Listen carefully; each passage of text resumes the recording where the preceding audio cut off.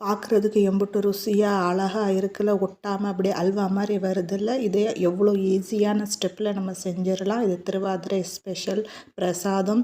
எல்லார் வீட்லேயும் இருக்கிற 2-3 இன்க்ரீடியன்ஸை வச்சு 2-3 மெத்தட்லேயே நம்ம ஈஸியாக பண்ணிடலாம்.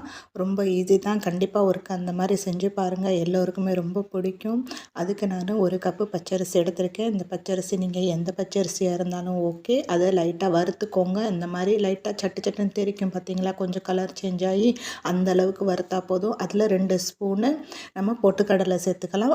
கேஸை பந்த் பண்ணிவிட்டு பொட்டுக்கடலை சேர்த்துக்கோங்க. அந்த சூட்டில் லைட்டாக சூடானா போதும். அது நல்லா ஆற விட்டு இந்த மிக்ஸி ஜாரில் போட்டு கொஞ்சம் கொரகொரப்பாக நல்லா அரைச்சி எடுத்துக்கலாம். ஏலக்காய் தூளாக இருந்துச்சுன்னா நீங்கள் அப்புறமா சேர்த்துக்கலாம். இல்லை ஏலக்காவாக இருந்துச்சுன்னா இப்போவே நீங்கள் சேர்த்து இந்த அரிசி கூடவே அரைச்சிக்கோங்க. பாருங்கள், இந்த மாதிரி கொரகொரப்பாக இருந்தால் போதும். இதுக்கு வெல்லம் பார்த்திங்கன்னா, வெல்லம் வந்து நம்ம எந்த கப்பில் அரிசி எடுத்தோமோ அதே கப்பில் 1.5 கப்பு வெல்லம் இந்த மாதிரி இடித்து சேர்த்துக்கோங்க. அது கொஞ்சம் பெரிய சைஸாக இருக்கும், அதனால் 1.5 கப்பு கரெக்டாக இருக்கும். இல்லை நீங்கள் ரொம்ப பொடியாக சேர்க்குறதா இருந்தால் 2 கப்பு சேர்த்துக்கோங்க.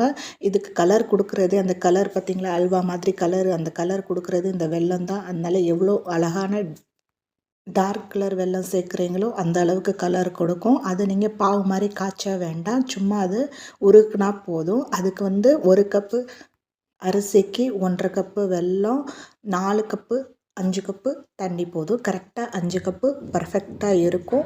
நீங்கள் 5 கப்பு தண்ணியை ஊற்றி அதை மெல்ட் பண்ணி நம்ம அரைச்சி வச்சுருந்த அந்த அரிசியையும் பொட்டுக்கடலை மாவையும் சேர்த்துக்கோங்க. அது அப்புறம் பகுதி அளவு வெந்து வந்ததுக்கப்புறம் நம்ம 1 டேபிள் ஸ்பூனு நெய் சேர்த்துக்கோங்க. சின்ன ஸ்பூனில் சேர்க்குறீங்கன்னா 2 ஸ்பூனு சேர்த்துக்கோங்க. நீங்கள் உப்பு போட்டு பிரசாதம் பண்ணுற பழக்கம் இருந்துச்சுன்னா கொஞ்சோண்டு உப்பு போட்டுக்கோங்க. உப்பு போட்டுக்கிட்டிங்கன்னா எப்போவுமே டேஸ்ட்டு டபுள் மடங்காக ஆயிரும். அதனால் உங்களுக்கு உப்பு சேர்க்குற பழக்கம் இருந்துச்சுன்னா உப்பு கொஞ்சோண்டு சேர்த்துக்கோங்க. அதுக்கப்புறம் உப்பு சேர்த்து நம்ம மறுபடியும் 2 ஸ்பூனு நெய்யை நல்லா சூடு பண்ணி அதில் 1 கைப்பிடி அளவு முந்திரியை நல்லா பொன்னிறமாக வறுத்துக்கோங்க. அதுக்கப்புறம் 4 ஸ்பூனு தேங்காவை துருவி வச்சுருந்த தேங்காவையும் அந்த நெய் கூட போட்டு வறுத்து இதில் சேர்த்துக்கோங்க. இது நல்லா தண்ணியெல்லாம் சுண்டி நம்ம ஊற்றின எண்ணெய் எல்லாம் அப்படியே கக்கும் பாருங்கள். அது அப்படியே நல்லா அல்வா பதத்துக்கு அந்த கடாயில் ஒட்டாமல் வரும் பாருங்கள். இந்த மாதிரி வரணும். நல்லா இந்த எண்ணெய் கொஞ்சம் ஒரு 5 நிமிஷம் கிண்டினீங்கன்னா நல்லா அந்த நெய், நம்ம ஊற்றுற நெய்யெல்லாம் அப்படியே பர்ஃபெக்டாக வெளியில் வந்துடும் பாருங்கள். அந்த அளவுக்கு கிண்டிக்கோங்க. கிண்டி முடிச்சோன்னா கொஞ்சோண்டு பச்சை கற்பூரம் இருந்தால் சேர்த்துக்கோங்க. பச்சை கற்பூரம் சேர்த்துக்கிட்டிங்கன்னா அது பர்ஃபெக்டாக அந்த டேஸ்ட்டும் இருக்கும், அந்த மணமும் இருக்கும். நீங்கள் சாப்பிடும் போதே அப்படியே கோயில் பிரசாதம் சாப்பிட்ற மாதிரியே இருக்கும்.